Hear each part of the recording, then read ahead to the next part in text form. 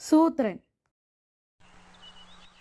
ഈ കാട് ശരിക്കും നമ്മുടേതാണെന്ന് ഇവന്മാരെ വിശ്വസിപ്പിക്കണം.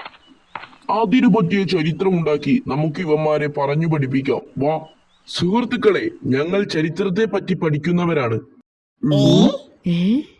ചരിത്രം അനുസരിച്ച് ഈ കാട് പടിഞ്ഞാറൻ കാടിന്റെ കീഴിലാണ്.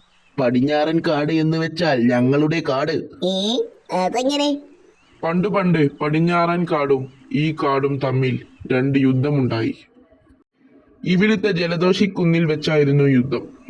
1-ാം ജലദോഷിക്കുന്നു യുദ്ധത്തിൽ ഈ കാട് ജയിച്ചു. പക്ഷേ 2-ാം ജലദോഷിക്കുന്നു യുദ്ധത്തിൽ പടിഞ്ഞാറൻ കാടാ ജയിച്ചത്. അതുകൊണ്ട് ഈ കാട് പടിഞ്ഞാറൻ കാടിന്റെ കീഴിലാണെന്ന ചരിത്രം. 2-ാം ജലദോഷിക്കുന്നു യുദ്ധത്തിൽ ജയിച്ചവരാ കാടിന്റെ ഉടമസ്ഥർ, അതായത് ഞങ്ങൾ. എന്താ ശരിയല്ലേ? അല്ലോ, ശരും 2-ാം ജലദോഷിക്കുന്ന് യുദ്ധമൊന്നും ഉണ്ടായിട്ടില്ല. എന്താ പറഞ്ഞത്? 2-ാം ജലദോഷിക്കുന്ന് യുദ്ധം എന്നൊരു യുദ്ധം നടന്നിട്ടില്ലെന്ന്. ശരു, ഇതൊക്കെ എങ്ങനെ പഠിച്ചു?